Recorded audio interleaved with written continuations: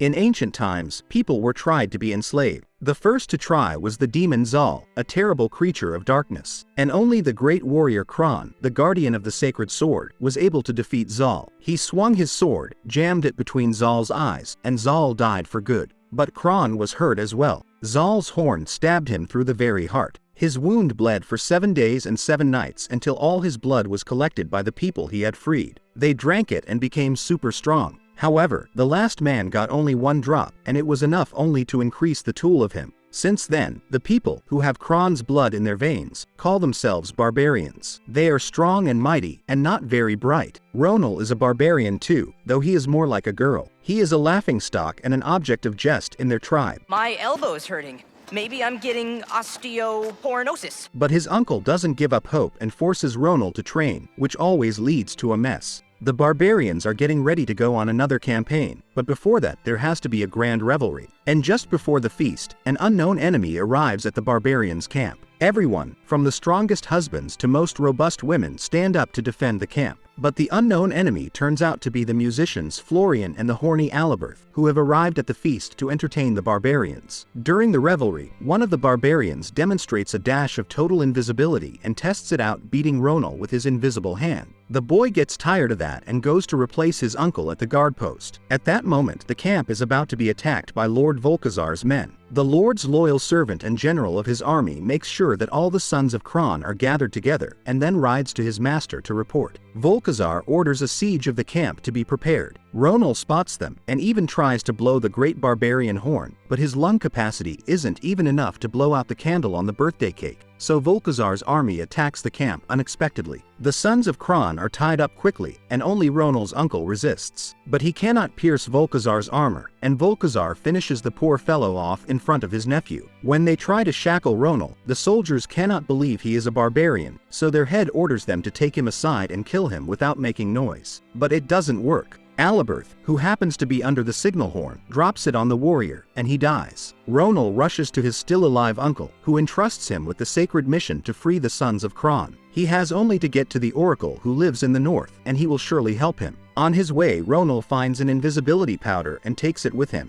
Aliberth also follows him, deciding that on the way they will definitely meet some hot girls to have fun with. Why don't we visit the Amazons along the way? No. The two of them make it to the oracle's place, and then, after an unpleasant hygienic service to the oracle, Ronal learns that Volkazar's armored suit can only be pierced with the sword of Kron, which no one has seen since the death of Kron. The oracle convinces Ronal that he is to find the sword and defeat the Lord of Darkness, and the lad, together with Aliberth, sets out on the campaign. Meanwhile, in Volkazar's lair, his personal sorcerer performs a ritual to resurrect Zaal. He needs the blood of all the sons of Kron to come back to life. But it seems that not all the blood has been collected. There is still a free barbarian wandering somewhere. Volkazar sends his men in search of him. If only Ronal knew where to go for his sword, he would be easier to find it. But as it is, he's just wandering around accompanied by Aliberth, singing annoying songs. One of them is the Saga of Kron. Ronal thinks that it may mention the place where the sword is. And indeed, one of the verses says that the weapon is buried with the great warrior. And to find it, one must come to Elvengard and read the Book of Wisdom. Ronal and Aliberth set out, but they are stopped by several male corpses. A female warrior named Xandra shows up and tries to make a living Ronal dead, but after learning he isn't connected with her enemies, she lets him go. Aliberth offers to take her with him, for such a lunatic is sure to be able to control the sword of Kron and slay the Lord of Darkness with it. Xandra agrees when she learns that Ronal is of the barbarian tribe, for the sons of Kron have always been renowned for their invincibility, and that is just what she needs. Xandra immediately takes control over their squad and says that they will need a guide from the nearest town.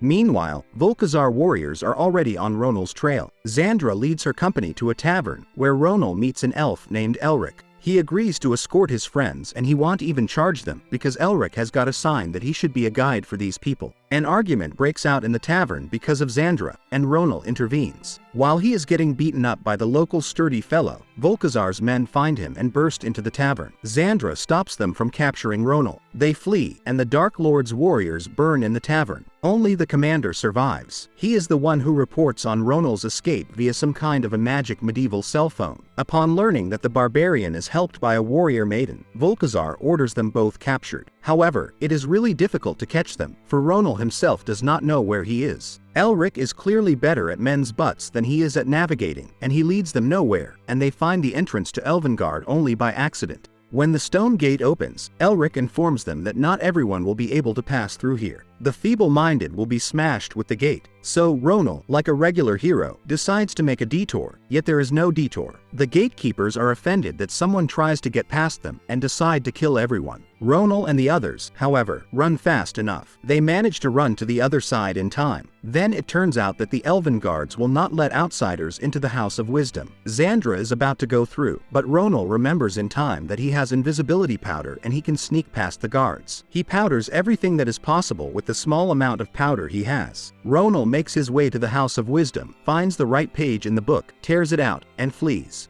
Xandra, who has already begun to think Ronal is a weakling incapable of anything, is impressed by such bravery. She tells him that there is a customary to seek a husband by challenging him to a duel in her tribe of warrior maidens. And whoever conquers the maiden will become her husband, and she will obey him for the rest of her days. But Xandra hasn't been lucky so far. While all her friends were getting married, she killed every one of her suitors until she ran out of them. Then the elders sent her to Metalonia, where the greatest warriors live. But even here, she has yet to find a worthy opponent to defeat her. Just as she and Ronal realize that they have a match, they are attacked by Volkazar's men riding flying monsters. They carry Elric away and throw him into the woods, then grab Xandra and drag her to the Lord's castle. Aliberth and Ronal manage to escape, but not for long. The two fall into the territory of the Amazonian women, who mistake them for not really pretty girls. And when they learn that they are male, Amazons decide to use them for breeding purposes. I've died and gone to heaven.